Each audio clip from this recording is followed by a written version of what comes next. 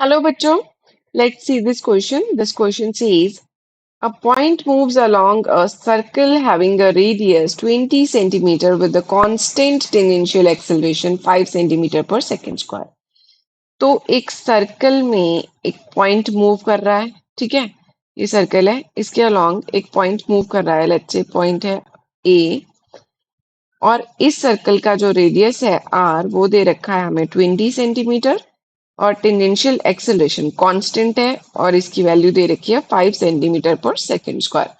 How much time is needed after motion begins for the normal acceleration of the point to be equal to tangential acceleration. हम मान लेते हैं कि ए से B point तक पहुंचने में ए से मोशन स्टार्ट हुआ, at T equal to zero motion start हुआ, तो यहाँ पे इनिशियल स्पीड क्या होगी पार्टिकल की, जीरो। और बी पॉइंट पे आके tangential acceleration and centripetal acceleration या नॉर्मल एक्सेलरेशन इक्वल आ गए, ठीक है, एट पॉइंट बी। तो इसमें टाइम लगा टी। हमने मान लिया ए से बी तक पहुंचने में जो टाइम लग रहा है वो क्या है, टी। तो अब देखो बी पॉइंट पे स्पीड कितनी आ जाएगी, v is equal to U plus A T. A क्या है यहाँ पे, टेंजेंशियल एक्सेलरेशन। तो v की वैल्यू, u तो जीरो आ जाएगा अगर यहाँ से मोशन स्टार्ट हो रहा है, और t हमने टाइम लिया है a से b तक पहुंचने में, तो u की वैल्यू जीरो आ जाएगी, v की वैल्यू क्या आ जाएगी, ए टी इंटू टी, ठीक है।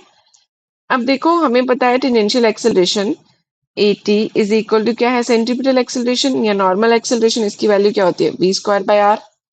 अब v की वैल्यू हमने ऑलरेडी फाइंड कर ली है, यहाँ पे कितनी है, ए टी। तो ए टी इंटू टी इसका स्क्वायर बाय आर करेंगे तो ये आ गया यहाँ पे टेंजेंशियल एक्सेलरेशन। तो यहाँ से क्या आ जाएगा, tangential acceleration is equal to इसका square into T square by R.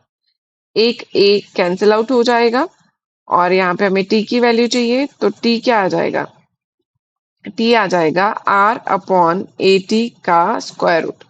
अब देखो टेंजेंशियल एक्सेलरेशन की वैल्यू हमें पता है, आर की वैल्यू हमें पता है, तो यहाँ पुट कर देंगे। टी की वैल्यू कितनी आ जाएगी, स्क्वायर रूट ऑफ आर की वैल्यू है 20 सेंटीमीटर, ए टी की वैल्यू है 5 सेंटीमीटर पर सेकेंड स्क्वायर।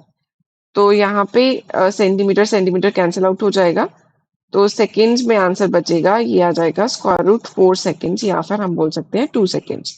सो 2 सेकेंड्स के बाद tangential acceleration and normal acceleration equal होगी। तो हमारा करेक्ट ऑप्शन होगा option B. I hope you understood it well. Thank you.